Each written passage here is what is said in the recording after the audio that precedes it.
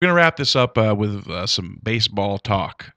Thank God. Thank God. Has stuff been going on in baseball this week? Well, this Ortiz, wasn't there something with Ortiz? That was David Ortiz. We talked about him on the show a few weeks ago. Here's my statement on steroids. And for some, I've always kind of been a steroid Drugs defender. are bad, okay? I'm not too, obviously, I think we're all smart enough to realize David Ortiz's career wasn't going great. He saw the opportunity to take some steroids in an era where they were not banned by the league and took them, probably, however it worked out. Here's my thing. I think it's comical that none of these leagues test blood. I mean, other sports that are serious about cleaning up their sports, like cycling and Olympic sports, they blood test. Why aren't these other sports blood testing? So you can still take HGH in football. I mean, when Rodney Harrison got in trouble for HGH, it wasn't because he tested positive for it, was it? It wasn't. It was because it got shipped to his house. It was based on purchasing. It was based on purchasing. So if you can still take HGH with impunity, then it's a joke. I had no idea. I just assumed, okay, drug policy. I don't know. I mean, I feel embarrassed for not really knowing this, but if the leagues aren't really enforcing it, then aren't they still kind of tacitly saying it's okay to do this stuff? You basically just hit on the secret, and I don't think it's a secret. I think it is. I think most people hear the word steroids so often that that's all they think about, and the HGH factor. And HGH is, it's awesome. I mean, for athletes. For what they're using it for. For what they're using it for, which is healing and getting, healing. Let's think back to what actually forced baseball's hand on a drug policy front. And it was not baseball policing itself so much as it was Congress pulling baseball in and basically saying, hey, know that antitrust exemption that you have that's kind of baloney anyway? We might think about pulling that if you don't do something about this. So the league is trying to now push the toothpaste back in the tube, which I keep using. So I really should come up with a better cliche than that. That's a great cliche. But I don't think very visual. I don't think that if Congress had ever been so visceral and so forceful, which is something I think that only happened because there are a lot of people in Congress who grew up big baseball fans or played baseball. Baseball is the preeminent sport for Congress based on the old white men who are in it and the people who played it. That's why baseball changed, and now baseball is trying to catch up as well as they can. And they have been very active about testing and getting it out there, but now they're battling one of the strongest unions in all of sports. To get blood testing, we're getting into some very hazy legal areas here. Why?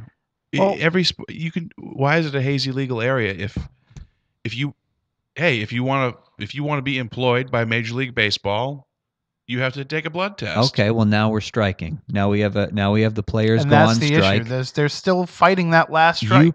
The money that is involved and lost if there's a strike on both sides is then why not just make it all legal?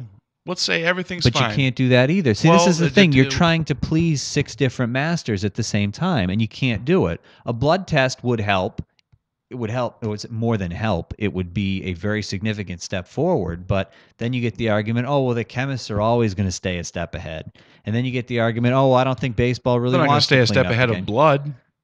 No, how are they going to stay a step ahead of blood testing? You don't know. That's the thing. We don't know. And I'm not smart enough to try to figure out how they would. Well, that's a given, but still.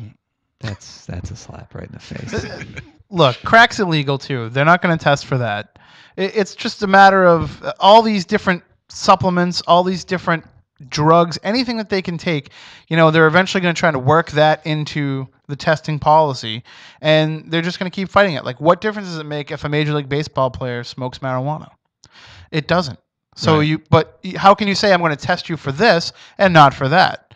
And because it's not performance enhancing. But still, you're an employee, and I know if I go to work at a local retail store, they can test me for marijuana use. See, this is professional sports are not the real world, and I know you know that, but it's a completely different universe where the rules are completely different. And I've said this before, and I've gotten in some trouble with some people saying it because people have a moral standing to do what is right. Here's what I know.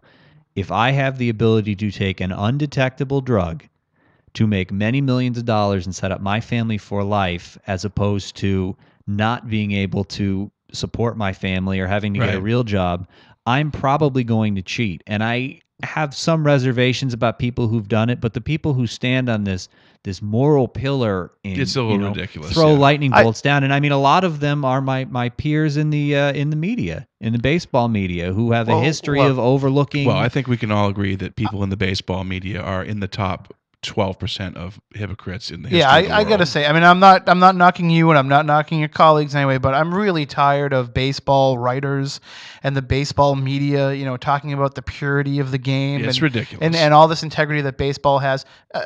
Baseball was built by people who sold tobacco and Right. sold tobacco to children.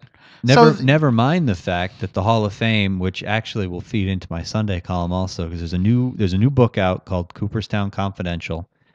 And basically it outlines, the years of hypocrisy around the game, around Cooperstown, the fact that the Hall of Fame is built in Cooperstown based on the lie of Abner Doubleday creating the game, and all the way down the line to the sports writers who overlooked, alcohol abuse by players, gambling, all of these, other character things that are supposedly part of the Hall of Fame process, but were ignored. And now all of a sudden steroids is going to be the thing that everyone decides to make their moral stand on.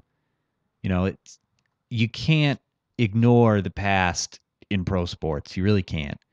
These people are people. They're not, idols standing on top of, Mount Olympus. These are guys who have real lives and real families, and there's a lot more money at stake now than there ever was, 30, 40 years ago. But Joe Blow says, for my job, I didn't just use the Joe Blow. I didn't say Joe the plumber anyway, Joe at least. Blow. But anyway, the average person says, I have to submit myself to this testing for my job, and therefore I have no problem with them having to do the same thing to make 100 times what I make. I think part of the issue is that people are so invested in sports, they get so caught up, and I say people, and we do it too. We know it, and we've seen it. The way you look at Randy Moss with your googly eyes. I reckon Randy Moss is the greatest football player of all time. There is a disconnect between us and them. There is. There always is going to be, and it's kind of.